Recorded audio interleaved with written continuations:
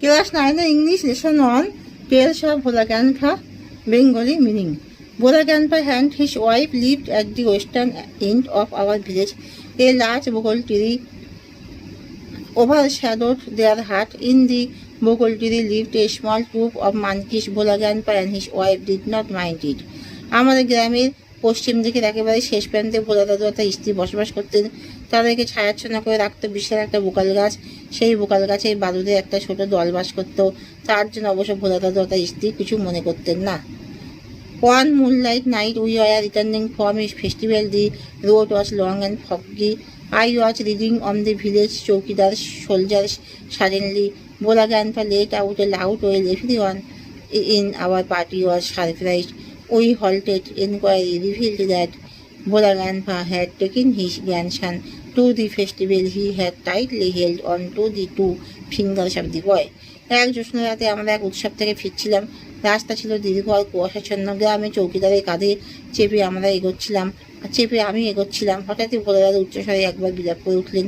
আমাদের দলের সকলে অবাক হয়ে গেল। আমরা দাঁড়িয়ে পড়লাম। খোঁজ নিয়ে জানা গেল যে ভোলা দাদু নাকি তার নাতিকে উৎসবে নিয়ে গিয়েছিলেন। তিনি ছেলেটির 2 আঙুল শক্ত করে ধরে রেখেছিলেন। He did not realize when those fingers slipped out. Bhola was continuing as before. Then someone asked Bhola what he was gaping. He remembered his grandson and let out a loud wail. কিন্তু উনি বুঝতে পারেননি যে কখন সেই আঙুলগুলো হাত থেকে খসে গেছে। ভোলা দাদু আগের মতো চলছিল। সেই সময় কেউ একজন ভোলা দাদুকে জিজ্ঞাসা করলো যে তিনি কি ধরে আছেন। তার তখন নাতির কথা মনে পড়লো। তিনি উচ্চস্বরে একবার বিলাপ করে উঠলেন। My father close to serve. I mean from our party to go back with Bhola to the festival. The grandson was found before long. He had taken a cozy shelter under a couch belly. আমার বাবা তখন আমাদের দল থেকে 2জন তীক্ষ্ণ দৃষ্টি সম্পন্ন লোককে বাঁচলেন ভোলা দাদুর সঙ্গে উৎসব প্রাঙ্গণে ফিরে যাওয়ার জন্য। উৎসব প্রাঙ্গণে অচিরেই নাতিকে খুঁজে পাওয়া গেল। উৎসব প্রাঙ্গণে সেই গরুর পেটের নিচে সাময়িক এক আরামদায়ক আস্তানা খুঁজে নিয়েছিল।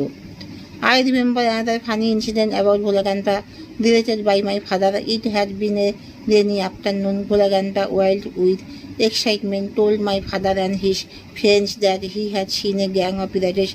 They were burying a large box under one of the sand dunes on the seashores by our village. At once, father and his friends started looking for the hidden treasure. Every evening passed on to night. Moonlight came in.